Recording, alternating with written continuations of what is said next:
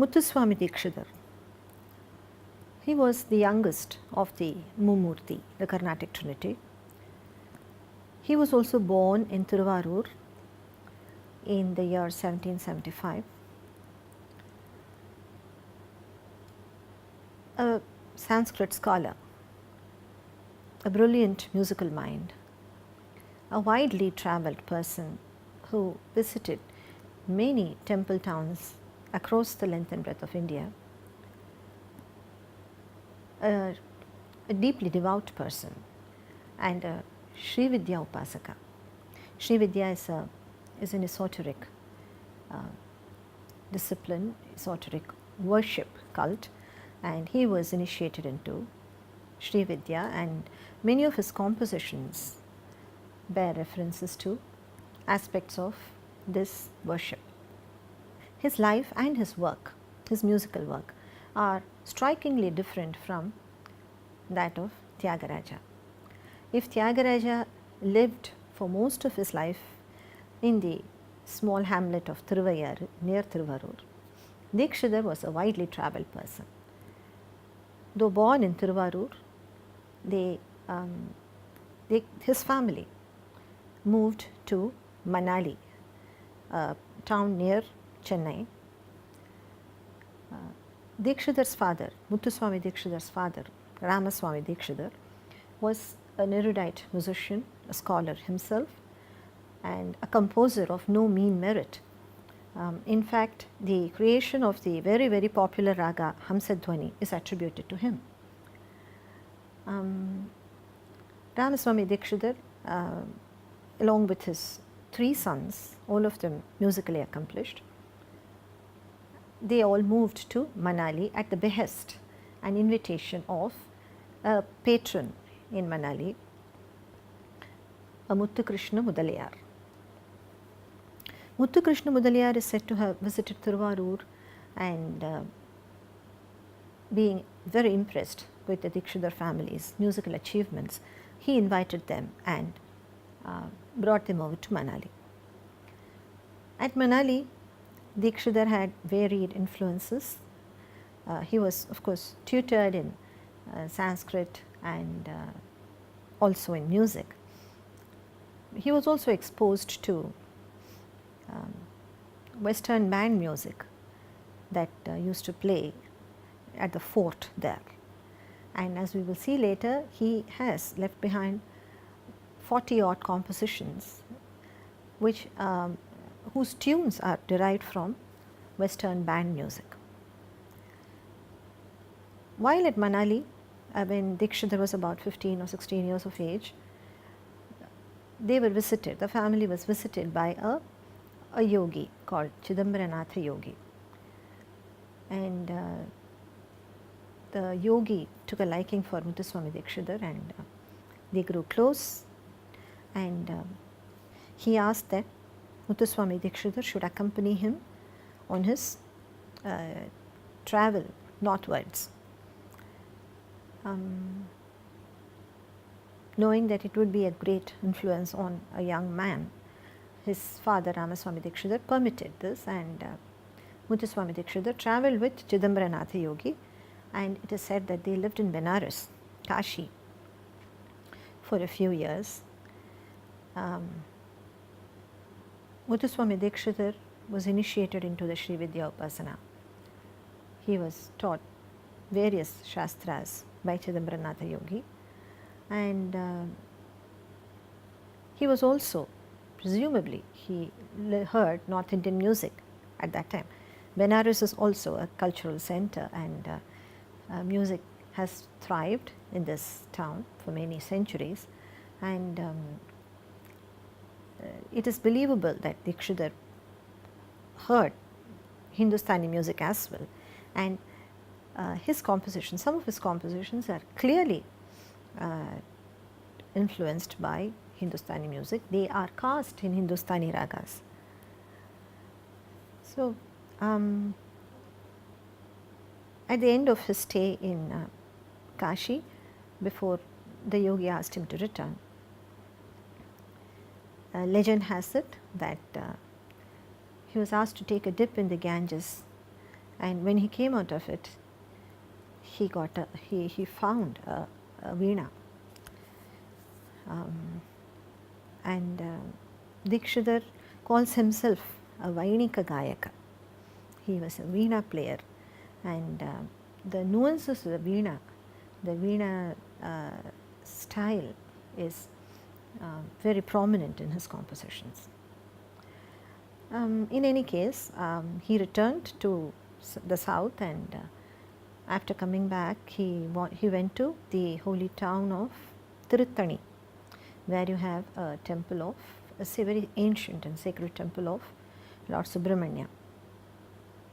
And again, lore has it that at the end of a mandala of meditation, Dikshitar meditated for about 41 days, and at the end of it, an old man appeared and dropped a piece of candy into Dikshitar's mouth, and Dikshitar burst into his first ever composition.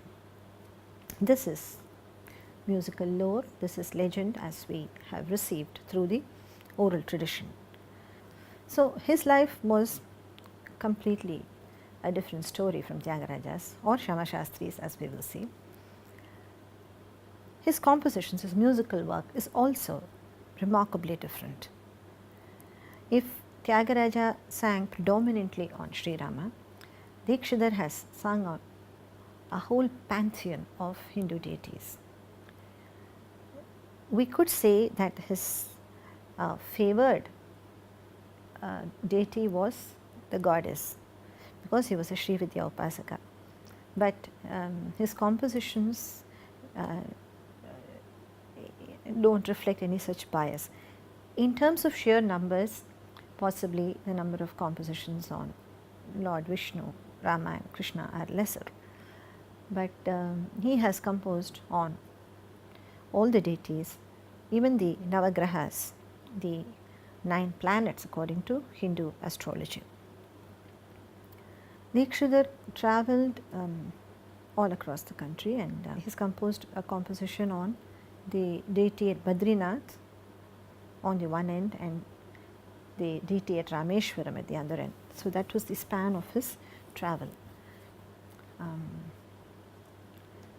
Dikshitar composed almost entirely in Sanskrit. A few compositions of his are in Manipravala. Manipravala is where there is a mixture of languages, but he was a Sanskrit composer.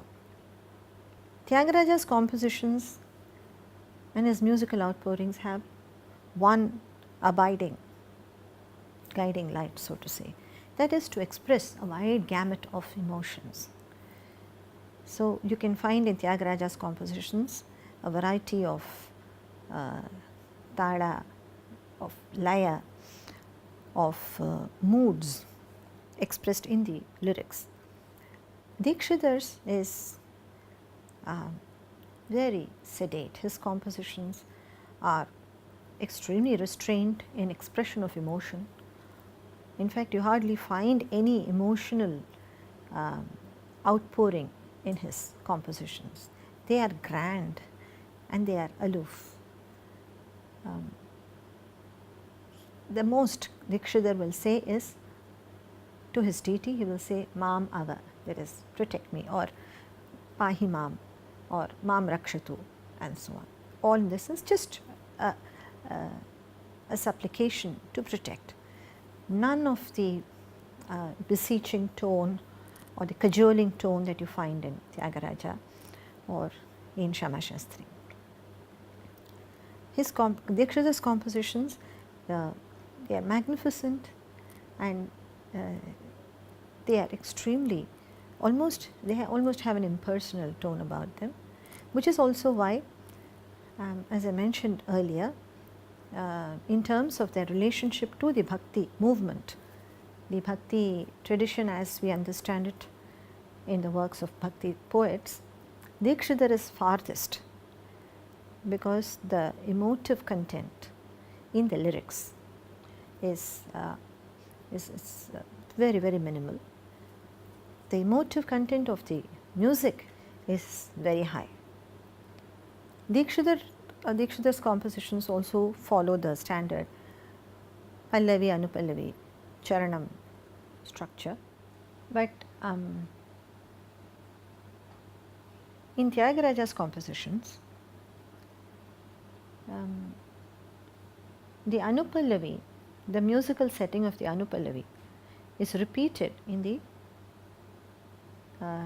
last couple of lines of the Charanam. Always if the Anupallavi is of 2 lines, the Charanam is 4 or 6 lines or 8 sometimes.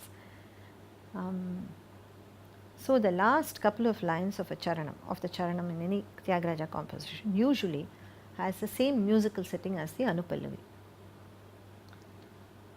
Now, this is not the case in Dikshitar's compositions.